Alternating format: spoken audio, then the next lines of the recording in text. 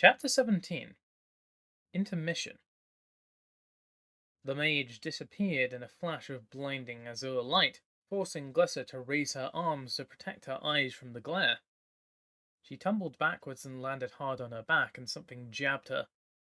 A yelp told her she'd also landed on Geth, who let out a long stream of muffled invectives aimed at her parentage. "Shut up, Geth," she mumbled. Glissa blinked against the glare that filled the air above her, and hadn't gone away. She couldn't see a thing. In fact, not the rest of the room, not the torture chamber. She did see razor grass. Lots and lots of razor grass, disappearing into infinity wherever she looked. Glissa was in the glimmer void. But how? She rolled over onto her belly, then pushed off the ground. "Ow!" Glissa yelped and jerked back, rolling into a crouch. She turned her hands palm upwards and blinked, trying to focus in the sweltering glare. Her hands were green with blood welling out from several fresh, thin cuts. "So it's real," she muttered. "How in the name of every last god in the tangle did I get here?" "First things first," Geth said from the pack on her back, which must have flapped open. "Who's attached to those boots?" Glissa turned around, shielding her eyes against the bright sky. She followed the black boots until she met an unfamiliar metallic blue armor, and on upwards to a familiar face. "Glissa?" Bruenna said warmly, a soft rasp in her voice as she broke into a grin. The mage offered her a hand up, and Glissa got a good look of her friend in the bright light of the moons. All five were over the horizon, which explained the heat and glare. With the yellow sun-like moon, or moon-like sun if ye were Leonin, directly overhead, there was a strange symmetry to the moons. The last time she'd looked, the green one was the only one in the sky. Bruenna's voice and the weird blue armor weren't the only things that had suddenly changed.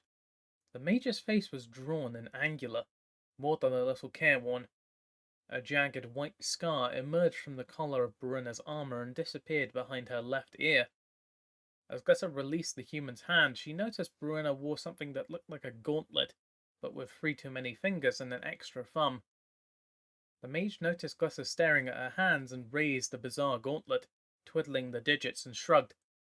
"Took it off of a Vidalcan patrol. The Vidalcan would be needing it any more besides. They owed me a hand." "What?" Glissa managed. "Vidalcan? Bruenna, what happened to you? Why did you say, how did you, some kind of teleportation spell, right?" "Plenty has happened to me," Bruenna replied, furtively casting a glance over her shoulder. Glissa, still half blinded by the bright moons, tried to make out what she was looking at, but saw only what looked like a distant, blurry, dark-colored wall. "But now isn't the time. The Nym will be on patrol today." Bruenna raised 2 fingers to her lips and emitted a series of short whistles and clicks that reminded Glissa of several different avian species native to the Tangle. In response to Bruenna's call, a pair of long necks rose cautiously over the grass, several paces away. The Zauks bobbed their heads from side to side for a second, then stood, smoothly rising from a sitting position with peculiar, clumsy avian grace.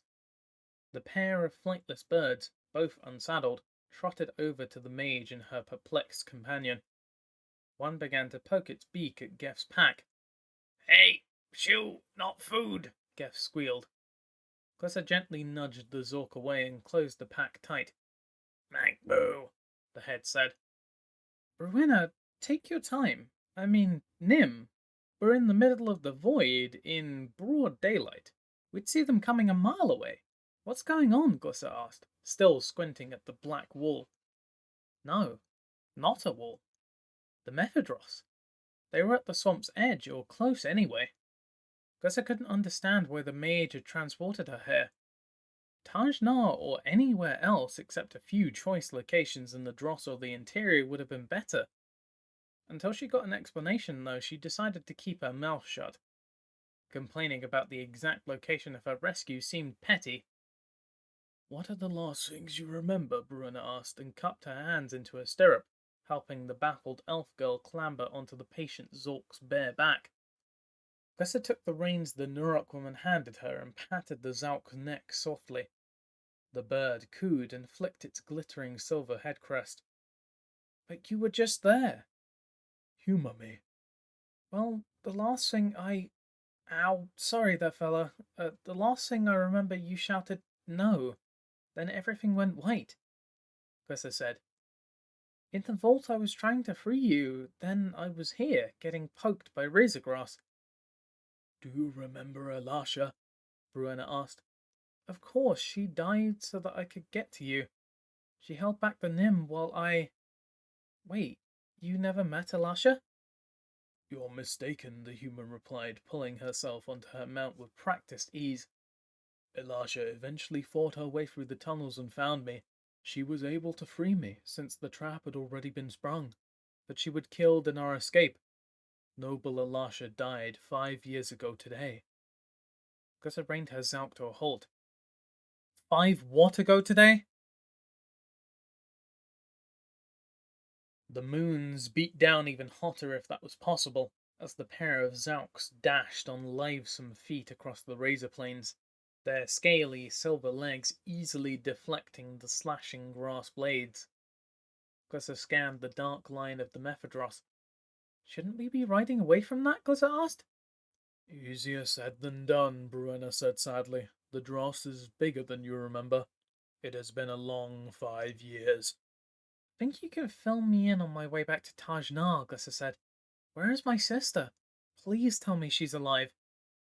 She is fine as can be expected. There is much to tell, of some of it will be easier to show you, but I shall explain what I can. Thanks. Let's start with how I missed the last 5 years. As you no doubt suspect, I was the bait in a trap set for you, Bruenna said. Yurt used Vidalcan magic to carve a temporal sigil into the floor. The sigil triggered a spell that was powered by me, Bruenna shuddered. Those tubes? Yes, Bruenna continued. They were drawing magical energy from me into the table, which made the sigil work. Time stopped for you and Geth, and for the rest of us. The maid shrugged. Life went on, Glissa concluded. Blair, so Yurt and Memnock were in cahoots? I thought that was who the vampire bastard was talking to. But where have I been this whole time? Just standing on that table? Was I even, here? Nothing feels quite right. Not surprising. Nothing is. I told you how Elisha was killed getting me out of the tunnels under the dross. As soon as I was out, I headed for the Leonin base camp. They weren't where I left them. Yukshar had the army on the move, and they were returning to Taj Nahar. Yes, I remember. Raksha changed his mind after we fought Dwugget's goblins. He decided to return to the city after all. So Raksha and Lies must have made it back all right. Indeed, and their mission was quite successful as it turned. A silver-blue energy bolt the colour of Bruenna's armour materialised out of nowhere and slammed into the neck of Bruenna's Zalk. The bird managed half a squawk of pained surprise before it exploded in a flash of feathers, slag, and burning avian flesh. Bruenna was blasted into the air by the shockwave, moving in a lazy arc that ended when she collided with the razor grass. Hopefully her armour protected Bruenna from the blades, because Glissa couldn't help the human right now. The elf girl's Zork was terrified. Glissa struggled to calm the panicked bird, which wouldn't stop squawking and trying to bolt, while scanning the sky for the source of the energy blast. Flare, Glissa muttered as her suspicions were confirmed. Aerophans, at least a dozen of them in fact. They appeared much bigger and better armed than the ones Glissa had taken out in the tangle a few years ago. The fiendish flying constructs bristling with blades and small sharp claws, and each carried a ring of black cylinders mounted on the front of their glassy, globular heads. The cylinders on the nose of the nearest fin crackled with blue sparks, giving the elf girl just enough warning to jerk the reins and dodge another bolt of magical energy. The shot from the fin's nose cylinders slammed into the grassland, tearing up chunks of metal and sending a deadly hail of grass blades flying in all directions. Glissa held up her arms to protect her face, gritting her teeth as the jagged razors cut into her metallic flesh. These aerophans didn't just look more dangerous, Their energy blasts were also a great deal stronger than she had expected. Glissa heard her Zork emit a strangled, agonized cry. A dozen grass blades had punctured its neck and breast, and one had neatly skewered the bird's head through the right eye and out the left ear. Before she could dismount, the bird whimpered one last time and collapsed onto its side, pinning Glissa's legs beneath its bulk. The leg didn't feel broken, but she was stuck. The Aerophans, more than a dozen of them now, circled like carrion birds. Glissa hadn't travelled this far through time, apparently, as well as around the entire plane at least twice, to die alone on a razor field pinned beneath a dead bird that suddenly smelled extremely pungent. The elf girl heard a groan coming from where Bruenna had crashed into the ground. Craning her neck, Glissa could just see the Nurok. Bruenna was still alive, but grass blades had slipped through the joints in her armor at several points and appeared to hold her fast to the ground. The plants glistened red with human blood. Glissa brought her free leg up to her chest and kicked with all her might against the twitching Zauk's back, levering it up just far enough to free her trapped limb, then scooted out of the way before the corpse rolled back to trap her a second time. "Please just hold your fire a little while longer," she said softly to the circling Aerophans. The elf got back to her feet in time to dodge another blast. This one struck the corpse of Glissa's Zauk and nearly vaporized it. Only the neatly cauterized head at the edge of the small, smoldering crater remained. That was it. Shooting at Glissa and Bruenna was one thing, but going after their Zauks was just low. "I said, hold your fire!" the elf girl shouted and whipped her arms into the sky. She felt the spark respond to her coaxing inner call. Every time she reached within to touch the pinpoint of the strange magic, it had become easier, but this felt like the entire manacle was channeling through her body. Glissa felt the spark power surge forward like a carver dog finally set free of its leash. A warm green glow encased the elf girl's arms, spread wide overhead. Glissa's spine tingled and her hair stood on end. She brought her hands together with a clap, and a blast of crackling green fire immolated the sky and everything Glissa could see within it, one piece at a time. The wave of emerald energy collided with the globular head of the lead Aerophan, shattered it like a glass bowl, and sent sparks, flaming serum, and metal shards raining into the air. The fire leapfrogged from construct to construct with incrementally greater force and destruction. Glissa felt bitter satisfaction as each one died. Within 30 seconds, the Aerophans were gone. Glissa had annihilated the fins, making sure each one disintegrated, so this time there was no need to avoid any descending wreckage.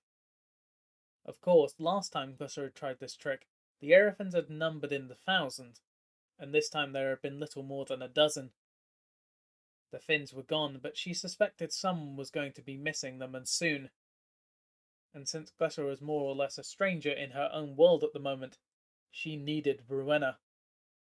The human skin had gone from soft azure to purple. Bruenna's mount had taken the brunt of the blast, but there had been energy to spare. In fact, the Nurok woman was still smouldering. Thousands of tiny red spots dotted her face, and her arms where bits of metal had pierced the skin. The fallen mage wasn't moving. Glissa placed an ear to Bruenna's breast and sighed with relief when she heard the faint heartbeat. "What do you know?" Glissa grinned as the mage's eyes fluttered open. "You humans are tougher than I thought. Don't talk. I'm going to do what I can, but this first part is going to hurt. I have to get you free of the grass." Without another word, she grabbed Bruenna by her armored shoulders and pulled the mage into a sitting position, eliciting a cry of pain from the injured woman. Still flush with the energy of the spark, Glissa easily reached out to the distant tangle and touched the magic of the forest. It felt a little peculiar, wilder and harder to tame than before, but with a little effort, the elf girl was able to work a few healing incantations and bring Bruenna back from the brink, if not anywhere near perfect health. She was no Leonin healer, but she knew plenty of quick fixes for small wounds, and she drew on all of them at once. The human's eyes blinked against the glare, and Glissa helpfully positioned herself between Bruenna's eyes and the yellow moon. The elf girl held out her hand. Bruenna pulled herself up with Glissa's help and leaned heavily on the elf girl's shoulders. Glissa scanned the horizon and saw a few glittering specks of silver pass in front of the blue moon. More hunters from Memnock, from the look of them. Can you walk? She asked Bruenna, and pointed at the distant flyers. The mage squinted at the aerophans. They're coming from Lumengrid. We're too close to the sea. I never should have taken us this way. Your magic. Can you disappear us out of here? Bruenna closed her eyes for a moment. I don't think so. Retrieving you from the interior took a lot out of me. Memnock didn't want to let you go. The safeguards around you were very strong. But I wasn't in the interior. I thought I was in the... Glissa began and then switched course. Okay, tell me about it later. What about flight magic? With my leg and your, well, everything, we don't stand a chance of outrunning more of those things, and I don't know if I can pull off that trick again soon. I think I can get us airborne with a little boost, Bruenna said. She reached out and took Glissa's hands. The metal of the mage's artificial appendage was unnaturally cold. A boost? What? From me? The idea of sharing magic with another wasn't unknown among the Viridians, but Glissa had begun to think of herself as a focusing point, a conduit for the energy of the tangle. She didn't even know if she could share it with Bruenna, who was, after all, human. But Glissa could try.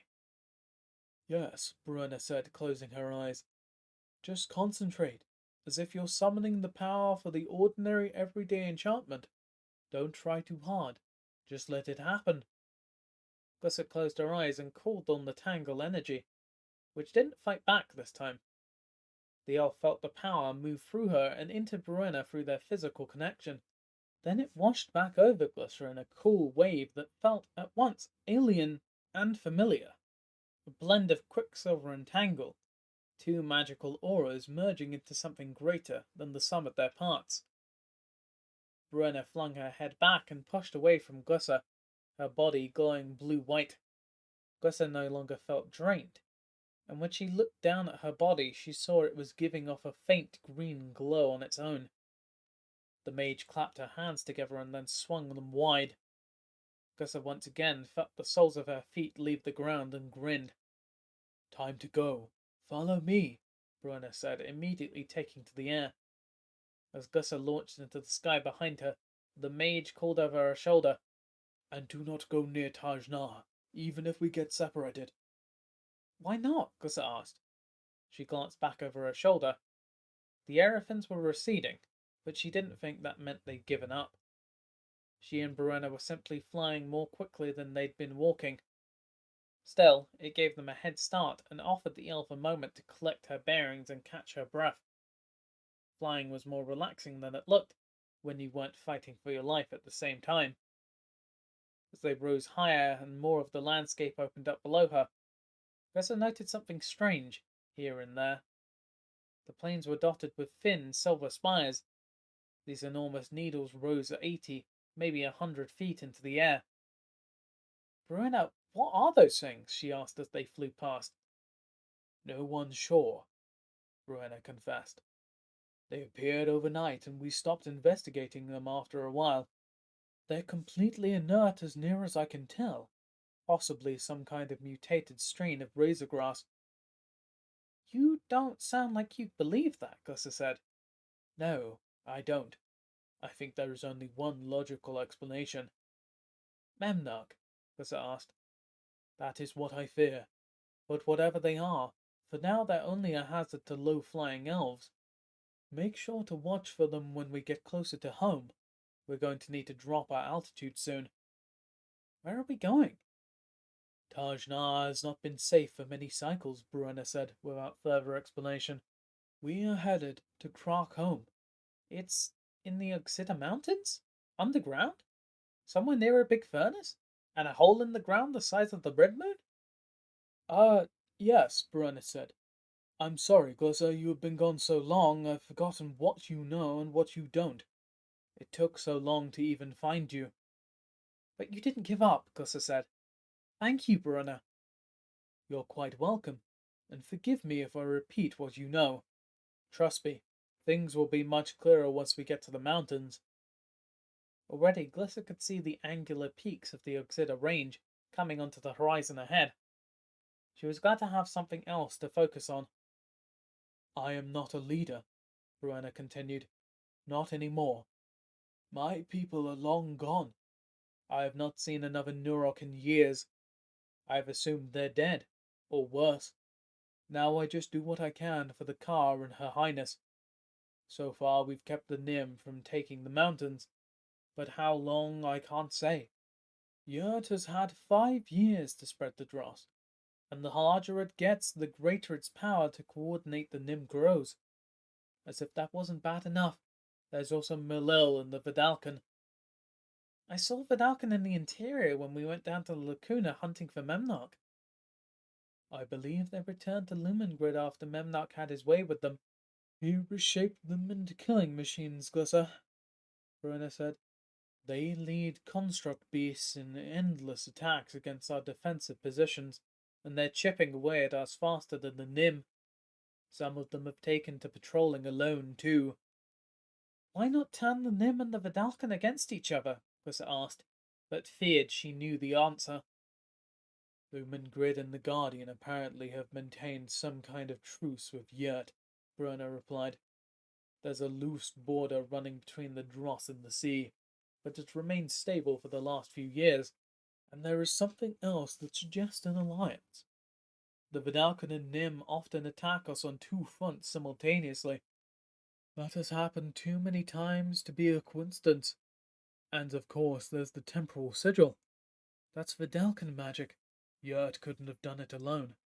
As for why Yurt has to spread the dross all over the plains, let alone the Tangle, that's still a mystery.